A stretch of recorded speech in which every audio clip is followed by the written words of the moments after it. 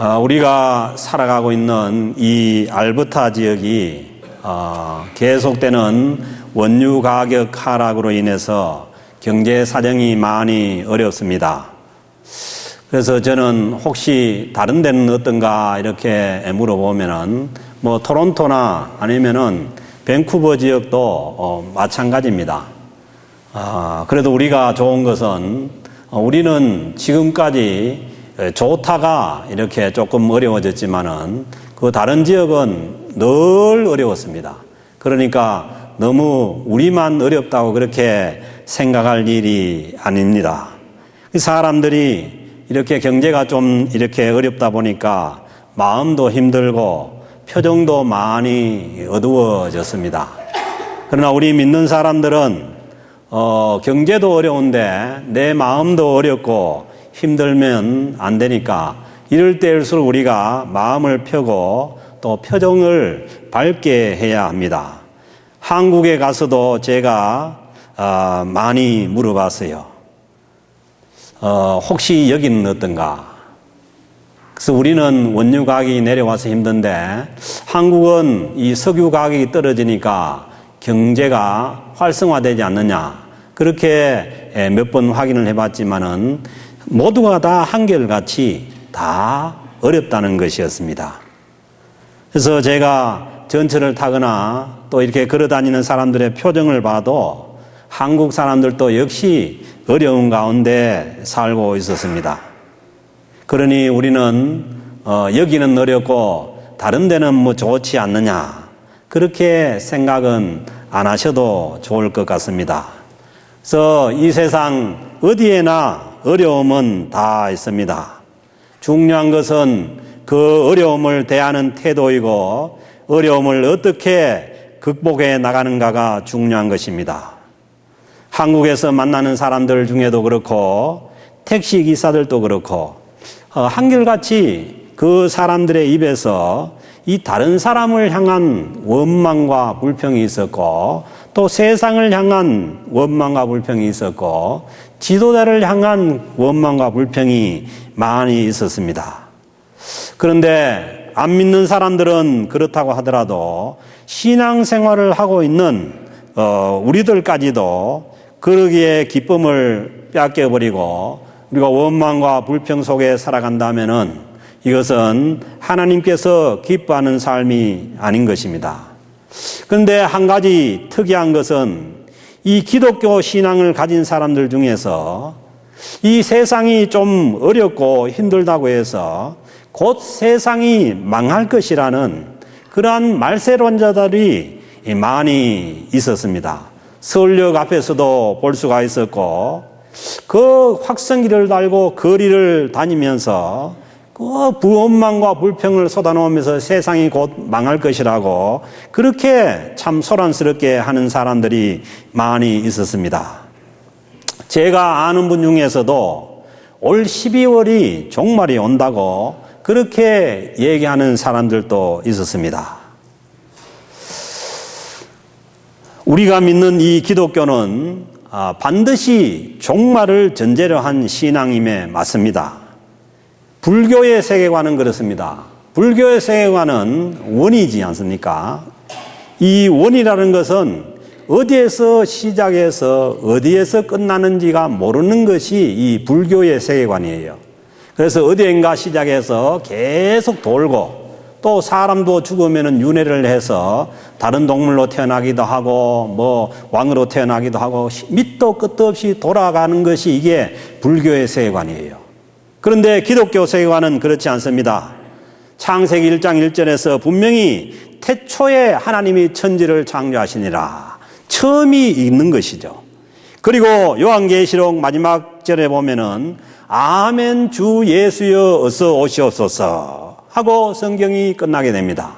그래서 예수님께서 다시 오셔서 재림하시게 되면은 이 세상은 끝이 난다는 것이 기독교 세계관입니다. 그래서 이 세상은 끝이 있는 세상입니다. 그리고 개인의 삶도 마찬가지입니다. 우리가 이 세상에 올 때가 있었으면은 분명히 이 세상을 마치고 갈 때가 있습니다. 그러므로 개인의 종말도 있습니다. 종말이 없는 것이 아니라 종말이 있는 것이 기독교 신앙입니다. 그러므로 성도의 신앙은 종말적인 신앙이 되어야 됩니다. 사도 바울은 우리가 예수를 믿는 것은 나는 죽고 이제 내 안에 예수 그리스도께서 나를 사랑하사 십자가에 못 박히신 예수 그리스도께서 사신다고 말씀하시니까 기독교 신앙 자체가 종말적인 신앙입니다. 개인의 종말이든 세상의 종말이든 신자는 예수님을 만나는 것이 종말입니다.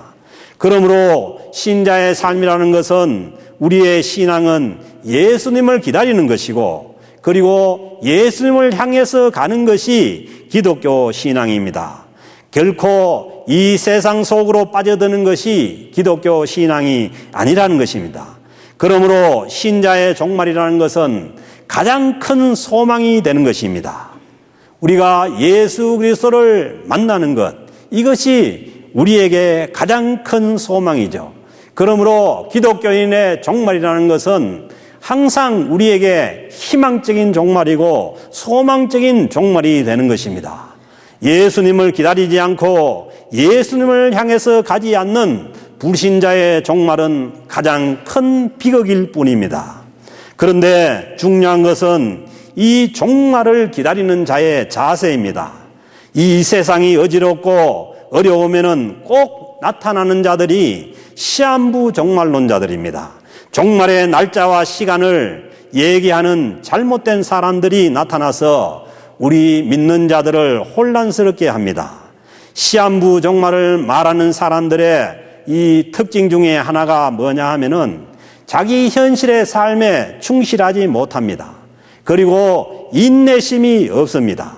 세상이 조금만 어렵고 힘들어지면은 그 힘들어진 어려운 세상을 잘 이기고 인내해 나가야 하는데 이 어려움을 극복하기가 싫고 어려운 일을 하기가 싫고 그리고 인내심이 없어 견디지 못하면은 자기네들이 마치 무슨 계시를 받은 양 시간을 정해놓고 세상이 망한다고들 난리를 칩니다.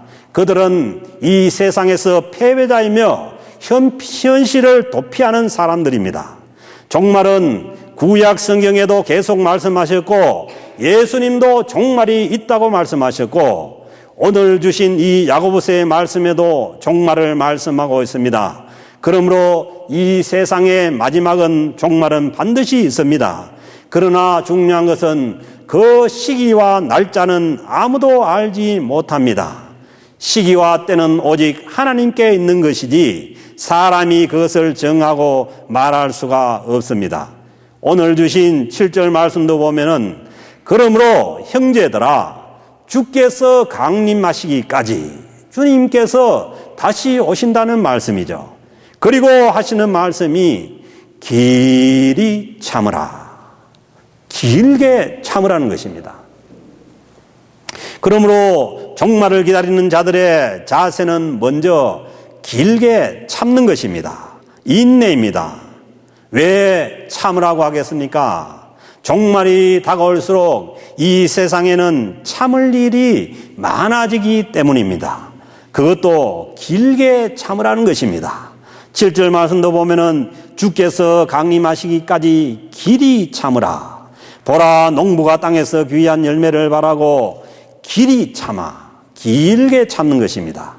그리고 8절 말씀에도 너희도 길이 참고 그러므로 주님을 기다리는 주님의 강림을 기다리는 자세는 먼저 길게 참는 것입니다. 그래서 성령의 열매 중에도 오래 참음이 있습니다. 그냥 참는 것이 아닙니다. 오래 참는 것입니다. 그리고 이어지는 8절 말씀에 보면은 길이 참고 마음을 굳게 하라고 말씀하십니다. 그래서 우리는 참고 마음을 굳게 해야 합니다. 마음을 굳게 해야 참을 수가 있습니다. 이 세상이 어렵고 힘들고 흔들린다고 해서 내 마음도 흔들리면은 우리는 참을 수가 없게 되는 것입니다.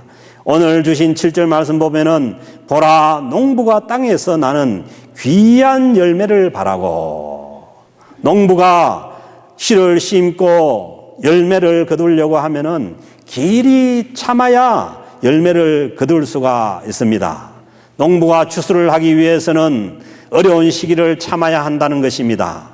가뭄을 참아야 하고, 장마도 참아야 하고, 태풍도 참아야 하고, 그리고 뜨거운 햇볕도 견뎌야만 열매를 맺는 것처럼 우리의 신앙도 그렇습니다. 그런데 어려움을 견딜 수 있는 힘은 어디서 주어지느냐? 하늘로부터 주어집니다. 그러니까 우리는 어려우면 기도하면서 하나님의 은혜를 사모해야 하는 것입니다. 우리가 참으로 기도해야 될 것은 이 세상 가운데, 어려운 가운데 흔들리지 않고 잘 인내할 수 있도록, 참을 수 있도록 기도해야 하는 것입니다. 농부들이 가뭄을 해결하기 위해서는 하늘로부터 비가 내려야 하는 것처럼 우리 성도가 이 어려운 시기를 견뎌나가기 위해서는 하늘로부터 은혜가 주어져야만 우리는 흔들리지 않고 굳게 견딜 수가 있는 것입니다. 마음을 굳게 한다는 것은 어려움 중에도 우리 주님을 향한 소망이 흔들리지 않는 것을 말합니다. 그러므로 성도는 세상이 어떻게 되었든지 간에 흔들리지 말아야 합니다. 어려운 가운데서도 주님께서 우리를 구원해 주신다는 믿음을 잃지 않고 언제나 주님이 우리와 함께 하심을 믿고 흔들리지 않고 나아가는 사람들이 주님을 기다리는 자들의 신앙입니다. 세상이 아무리 어렵고 혼란해져도 우리 주님을 향한 마음이 흔들리지 않는 것이 주님을 기다리는 자들의 태도인 것입니다. 그리고 이어진 말씀 보면은 8절 말씀에서 주님을 바라보고 기다리는 자들은 서로 원망하지 말라고 말씀하십니다. 8절에 보니까 너희도 길이 참고, 길게 참고 마음을 굳건하게 하라. 그리고 9절에 보면은 형제들아 서로 원망하지 말라. 그리하여야 심판을 면하리라. 보라, 심판주가 문 밖에 서 계시느니라. 왜 이 말씀을 하시는 것입니까? 우리가 참는 데 있어서 참아야 할 것은 형제들을 향한 그 원망을 하지 말고 참으라는 것입니다. 그리해야 심판을 면한다는 것입니다. 원망과 불평은 반드시 심판을 가져옵니다. 구약에서 이스라엘 백성들이 하나님을 원망하고 지도자를 원망했을 때에 하나님이 심판했습니다.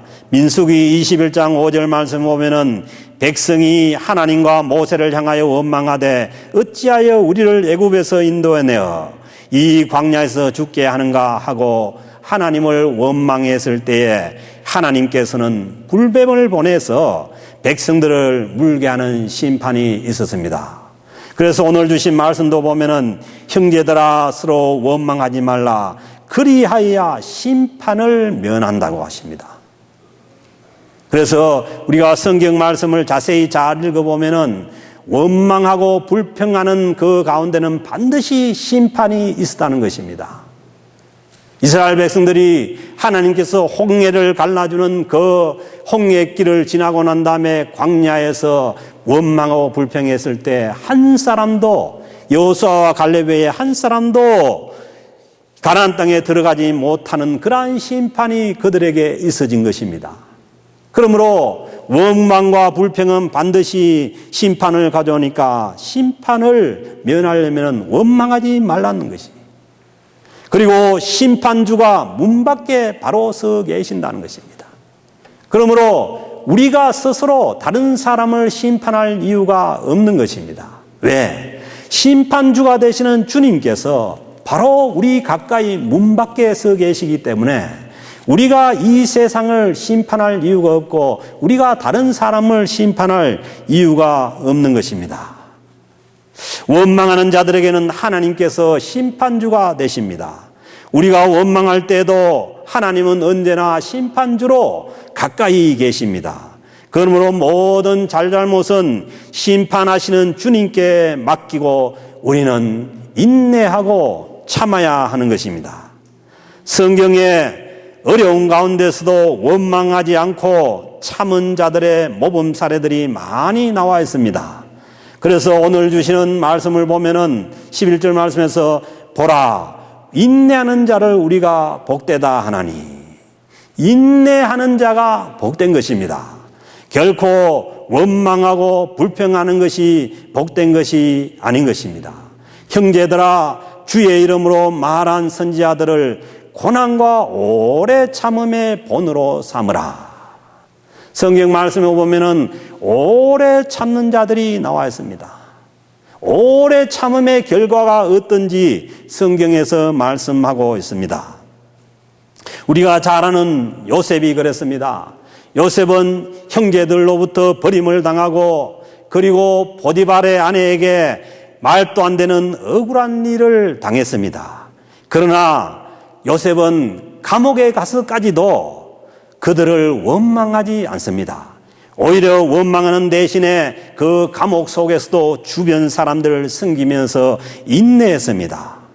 그 결과 그는 애굽의 총리가 될 수가 있었습니다. 다윗도 마찬가지죠. 다윗도 자기의 장인인 사울 왕이 자신을 죽이려고 그렇게 10년 동안 끝까지 쫓아다녔지만은, 그러나 자신이 그 사울 왕을 죽일 기회도 많았지만은 죽이고 나서 자기가 해방될 수 있는 그런 기회를 가질 수도 있었지만은 절대로 다윗은 사울 왕을 죽이지 않습니다. 왜? 모든 심판은 하나님께서 하시기 때문입니다. 그러나 그 끝까지 인내하고 나서야 다윗은 이스라엘의 성군이 될 수가 있었습니다. 그래서 오늘 10절 말씀은 형제들아 주의 이름으로 말한 선지자들을 고난과 오래 참음의 본으로 삼으라. 우리가 성경 말씀을 읽으면서 무엇을 배웁니까? 성경 말씀 속에서 어려운 가운데, 극심한 어려운 가운데서도 참으면서 다른 사람을 원망하고 불평하는 대신에 거기에서 적극적인 그러한 섬김을 통해서 자기의 소명을 성취해 나가는 그러한 선지자들의 삶을 배우는 것입니다. 그리고 그 중에서도 욥의 인내의 결과를 보라고 합니다. 욥은 자기가 당한 그 질병과 재난 때문에 그 가장 가까운 부인마저도 차라리 하나님을 욕하고 죽어버리라고 이 막말까지 듣지만은, 그러나 욥은 끝까지 인내합니다. 그리고 그 인내의 결과가 모든 것이 다 회복하게 되는 것입니다. 우리가 믿는 하나님은 자비가 많으시고 긍휼히 여기시는 분입니다. 오늘 주시는 11절 마지막 부분 말씀을 보면은 주는 가장 자비하시고 긍휼히 여기시는 이시니라. 그렇습니다. 우리가 믿는 하나님은 자비가 없는 하나님이 아니시고 긍휼이 없으신 하나님이 아니십니다. 그러므로 하나님께서, 이 자비하신 하나님께서, 긍휼이 많으신 하나님께서 우리에게 어려움을 주시는 것은 우리를 더욱더 성결하게 하고 더욱더 주님을 바라보게 하기 위함입니다. 그리고 참음으로 거둘 열매가 많게 하십니다. 제가 처음에도 말씀드린 것처럼 농부가 길게 참아야 거둘 열매가 있는 것입니다. 참지 못하고 오늘 씨앗을 심어놓고 오늘 모종을 심어놓고 바로 그냥 뽑아버리면 거둘 열매가 하나도 없습니다. 그런데 그 모든 열매를 맺어가는 모든 과정은 참는 과정입니다. 그러므로 하나님께서 우리의 인생 가운데 거둘 열매를 더 많이 주시게 하기 위해서 하나님께서 우리에게 어려움을 주시고 힘든 일들을 허락하는 것입니다. 사랑하는 성도 여러분, 지금 여러 가지 상황이 어렵고 여러분들의 삶이 어렵더라도 절대로 우리가 입에서 원망 불평하지 말고 길게, 언제까지 지속될지 모르지만 길게 참음으로 인해서 우리의 삶 가운데 주님께서 주시는 거둘 열매가 많아지기를 주님으로 축복합니다. 예, 우리는 늘 한시적으로 생각해요. 이 땅에서 거둘 열매가 없으면 없는 줄 알아요. 그 사람들은 천국을 안 믿는 사람들입니다. 이 땅에서 거둘 열매가 없어도 하나님은 얼마든지 천국에서 이 세상을 지나고 난 후에 우리에게 더 큰 열매로 갚아주실 줄로 믿습니다. 순교자들의 삶이 그렇지 않습니까? 이 땅에서 순교로 끝나지만은 그러나 저 하나님의 보호자 앞에서 큰 열매로 하나님께서 거두시게 하는 것입니다. 그러므로 신자와 불신자가 다른 것은 이런 차이입니다. 어려움이 오고 힘든 일이 오면은 더 하나님께로 나아가고 더 주님을 소망하게 되는 자는 하나님의 사람들입니다. 그러나 자기 중심적으로 신앙생활을 하다가 어려움이 오고 힘든 일이 주어지고 자기에게 불리해지면은 주님을 떠나가고 하나님과 멀어지는 것은 그것은 신자의 모습이 아닙니다. 그러므로 우리 신자들은 어려움이 오면 올수록 더 하나님께로 나아가고 더 하나님을 소망해야 하는 것입니다. 여러 가지 상황이 어려워지면은 우리의 직장에서도 어려워지고 일터도 어려워지고 가정도 어려워지기 때문에 우리에게 주어지는 모든 일들이 더 어렵게 됩니다. 그런데 이때에 이 어려움을 잘 견디고 인내해야 그 다음에 열매가 있습니다. 한국의 대기업에서 임원으로 승진시키기 위해서는 반드시 그 사람을 어려움을 자리나 아니면은 한직으로 내보냅니다. 그리고 그 어려운 상황과 그 한직에서 그 사람이 하는 태도를 보고 나서야 그때서야 임원으로 뽑는 것입니다. 좋을 때는 누구나 다 잘할 수가 있는 것이죠. 그런데 그 기회에 그 자리로 나가서 그냥 직원들과 앉아서 불평이나 하고 원망이나 하고 앉아있고 술이나 펌하고 쉬고 있으면 그 사람은 그 자리에서 끝납니다. 그런데 그 한직이 주어지든 어떤 자리가 주어지든 직원들을 독려하고 용기를 내고 그리고 그 어려움을 겪어내고 그리고 그 자리를 자기가 지킬 때라야 임원으로 발탁이 될 수가 있습니다. 그런 것처럼 하나님께서 주어지시는 우리에게 주어지는 모든 어려움도 마찬가지입니다. 어려운 자리일수록 그 다음에 주어지는 열매가 크다는 것입니다. 그래서 오늘날 기독교인들이 실수하는 것은 그것이에요. 어렵고 힘든 자리는 다 피해버리고 어떻게 하면은 신앙생활을 좀 편하게 할 수 있을까? 어떻게 정말 아무것도 하지 않고 그냥 왔다 갔다 하면서 있다가 천당이나 갈까 하는 그런 신앙생활 형태로 가기 때문에 우리 이 기독교 신앙에 큰 열매가 주어지지 않는 것입니다. 사랑하는 성도 여러분, 우리는 이 어려운 시기를 잘 견디고 인내해서 그 다음에 우리에게 주어진 좋은 열매를 바라고 믿음으로 어려움을 극복하고 나가야 되는 줄로 믿습니다. 하나님은 우리의 믿음 생활에서 좋은 열매를 많이 거두게 하기 위해서 우리에게 시련을 허락하십니다. 우리의 믿음이 열매를 맺어가기 위한 그러한 시작점이 인내이고 그리고 우리에게 주어지는 시련이고 어려운 것입니다. 어려움인 것입니다. 그래서 우리의 믿음의 열매를 가져오기 위해서는 반드시 있어야 하는 것이 인내입니다. 그러므로 우리에게 주어지는 모든 어려움의 기회는 우리가 인내할 수 있는 기회고, 길이 참을 수 있는 기회고, 그리고 오래 참음의 성령의 열매를 맺어갈 수 있는 기회에 있는 것입니다. 그리고 11절에서 말씀하는 대로 인내하는 자가 복된 것입니다. 결코 참을 일이 없고 모든 것이 다 인내하지 않을 정도로 주어지는 그러한 여건 속에서 살아가는 것이 복된 것이 아닙니다. 우리에게 인내할 수 있는, 크게 인내할 수 있는 그러한 기회가 주어지는 자리가 복된 자리입니다. 그래서 주님께서도 마태복음 24장 13절에서 말씀합니다. 모든 종말에 대해서 다 말씀하시고 난 다음에 그러나 끝까지 견디는 자는 구원을 얻으리라. 신앙은 어떻게 보면은 견디는 것입니다. 우리가 어려움 속에서 견뎌나가면은 하나님께서 가뭄의 하늘로부터 비를 주듯이 하나님께서 하늘로부터 은혜를 주셔서 우리가 모든 어려움을 참고 이겨나가서 열매를 맺을 수가 있는 것입니다. 일제시대 때도 그랬죠. 누가 해방이 될 줄 알았다면은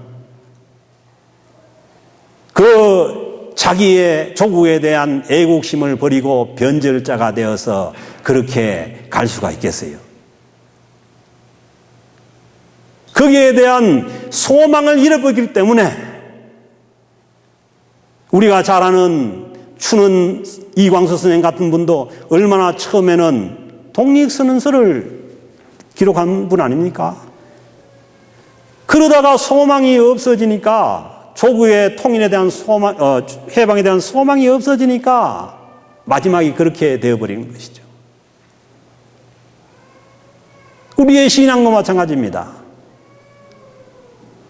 우리가 이 세상이 좀 어렵고 힘들고 우리에게 어려움이 주어진다고 해서 그것을 견디지 못하고 변절해버리면 우리가 나중에 주님 앞에 서서 주님을 만났을 때에 우리가 해야 될 고백이 그것인지도 몰라요.